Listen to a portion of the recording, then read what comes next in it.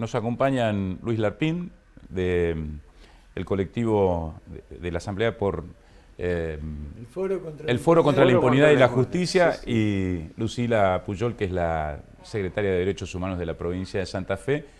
Hay otro tiempo, pareciera, ¿no? Luis decía esta mañana, hay gente que se está animando a hablar. ¿Qué vio?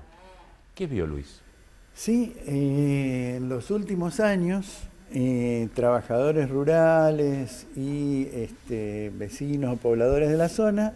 Estamos hablando del Campo San Pedro. El Campo, ¿no? San Pedro, aquí en el distrito cercano a Laguna Paiva, que era un campo militar, pero fue en los años 76-77 un lugar de exterminio y de enterramiento clandestino.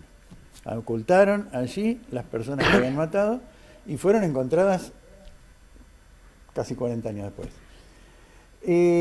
La pregunta era, ¿qué pasó? Lo que me parece que ha pasado es mucho trabajo constante,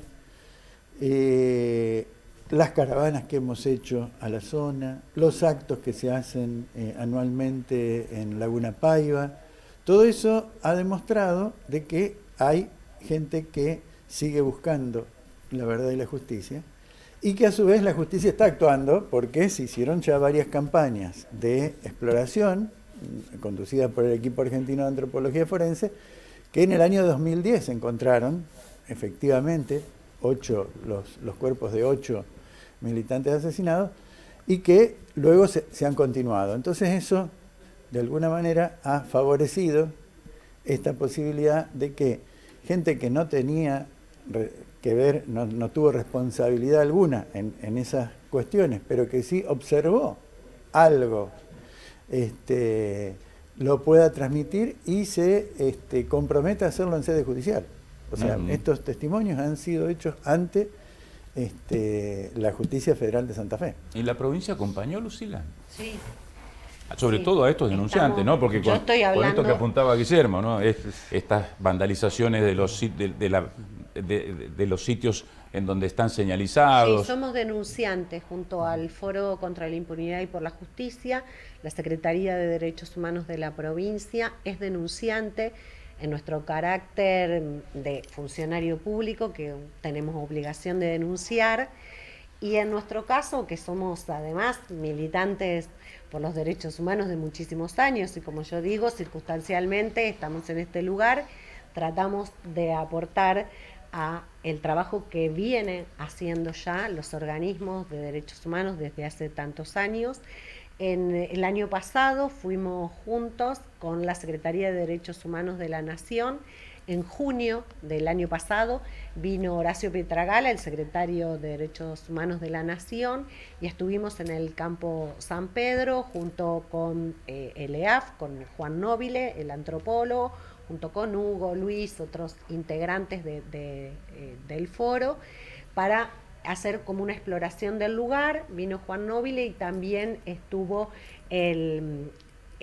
un arquitecto que es de la Universidad de La Plata, quienes ellos un mes después vinieron con el escaneo de LIDAR, esa nueva tecnología para escanear el lugar, para hacerlo. Eso fue una tarea en conjunto, donde la provincia aportó fundamentalmente recursos, las máquinas y el personal para hacer luego la búsqueda en el lugar, pero en el momento que es muy caro realmente esa tecnología, eso lo puso Nación, y bueno, la Secretaría, todo lo otro que tiene que ver con la logística, con el hotel, con el traslado de las personas, bueno, eso es lo que por ahí fundamentalmente hace la provincia, y que está bien, porque para hacer todo esto se necesitan recursos y necesitamos un compromiso del Estado nacional y del Estado provincial, que lo tenemos, para hacer este trabajo.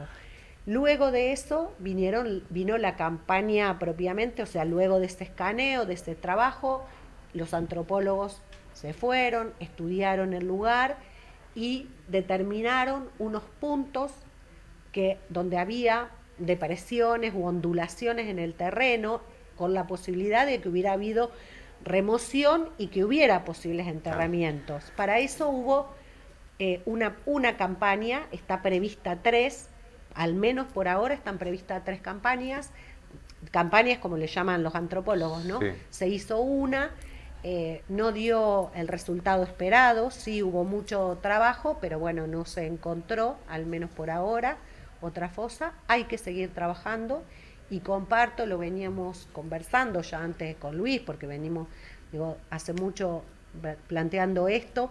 Este campo militar que era del ejército, que era denominado el campo de Rolón, así le llamaban, o sea, recordarán que Rolón fue el jefe del área 212, o sea, era el jefe en nuestra zona en estos años de los que hablamos de la dictadura, hablaban de que era el campo de él. Si fueron capaces de llevar personas desde Rosario, como son desde los 8, las 6 personas identificadas habían sido secuestradas en Rosario. Si fueron secuestradas, trasladadas, asesinadas y enterradas en el campo, ahí cerca de Laguna Paiva y Campo Andino, si encontramos una, es muy poco probable que no haya más. No hay ninguna razón por la cual ellos, que tenían toda la impunidad para moverse, para llevar y trasladar los cuerpos hasta ahí y cavar la fosa y enterrarlo, ¿por qué lo van a hacer una sola vez? Yo sé que es imposible hacer algún tipo de estimación numérica porque lamentablemente los desaparecidos todavía lo estamos buscando, ¿no? Desde los vuelos de la muerte que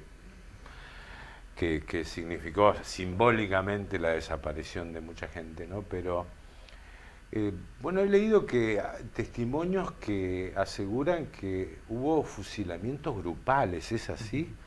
Lo que uno, digamos, desde lo periodístico, uno presume que hubo mucha más cantidad de los 10 encontrados, ¿o no? Por supuesto. Sí, en principio tomábamos una referencia que era el dato que dio un personal civil de inteligencia del ejército de Rosario, que al principio parecía como dudoso, así, ¿por qué va a decir esto? Pero ese dato hablaba de 27, hablaba del campo San Pedro y hablaba de una persona con referencias muy concretas, claro, que fue Mariette Ravelo, que se la encontró. O sea, no daba más datos diciendo que no conocía, pero sí menciona a la cieguita. La cieguita era una compañera, Mariette Ravelo, la hija de Negrita Ravelo, una de las fundadoras de Madres. Madre de Plaza de Mayo. Y que estaba en el lugar y en el tiempo en que este personaje las mencionó. O sea que ahí se habla de 27. En estos testimonios se habla de otros 2 momentos. O sea, eso tenía una fecha, que era agosto del 77. Pero hay otros testimonios que hablan de otras fechas y otras situaciones porque no hablan de ese lugar, por ejemplo. O sea que eso es lo que da la pauta de que era una práctica generalizada. Y que además eso tenía una centralización, toda la represión en nuestra zona, en el comando del segundo cuerpo, que disponía todas esas cosas. En nuestra ciudad nada más fueron desaparecidas 37 personas. En nuestra ciudad. En Rosario, la verdad, no recuerdo, pero son muchas más. El destino que le dieron a todos ellos y ellas, parte pueden haber sido vuelos, pero evidentemente, por lo menos una parte no. Ahí todo lo demás, hasta ahora es conjetural.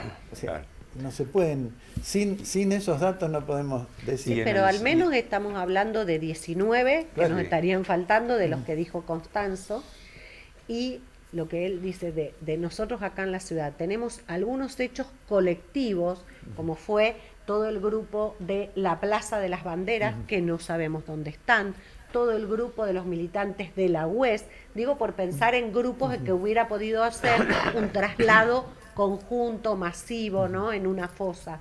Todo el grupo de la UES también es de agosto del 77, tampoco sabemos de su destino final.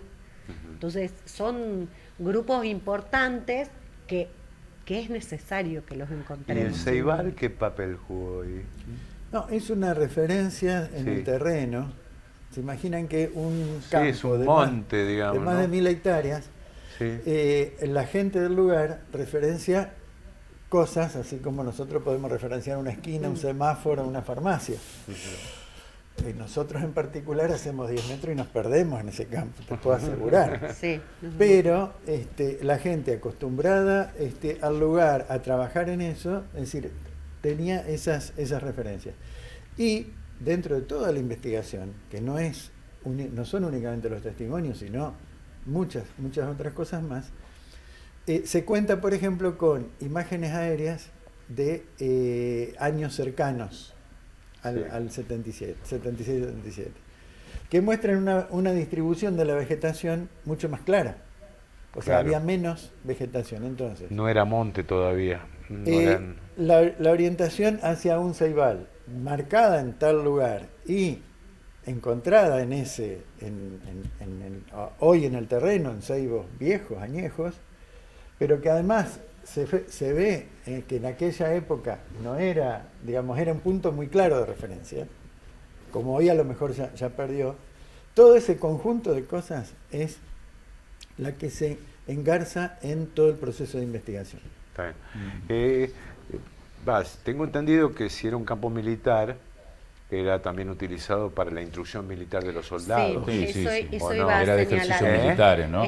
Hay Claro, testimonios, hay gente que ha contado, jóvenes, incluso 79, 80, incluso que hubo minas en el lugar. Sí, se anunciaban siempre ejercicios militares en el campo, Estancia San Pedro y creo que la Laguna del Capón, creo que era también allí, que eran el espacio de... Pero fue bastante, por eso lo que señala Luis, de cómo fue creciendo la vegetación y cómo fue eso expandiéndose, porque ya entrada la democracia ya dejó de utilizarse.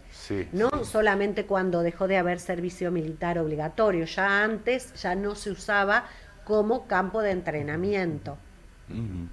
La pregunta apunta Luis decía, está el ambiente, ¿no? Esto de que se hayan animado, personas que... Esto que estamos viendo es el trabajo allí, ¿no? Exactamente. Sí. Es el trabajo ahí en San Pedro, ¿no? Exacto, ahí estamos. ¿Ustedes han podido charlar con ellos para preguntarles por qué ahora y no antes? Sí, en general el foro, digamos, desde el foro se ha trabajado sobre eso. El temor es algo muy fuerte, porque los militares pesaban fuerte, digamos, en el lugar, fundamentalmente.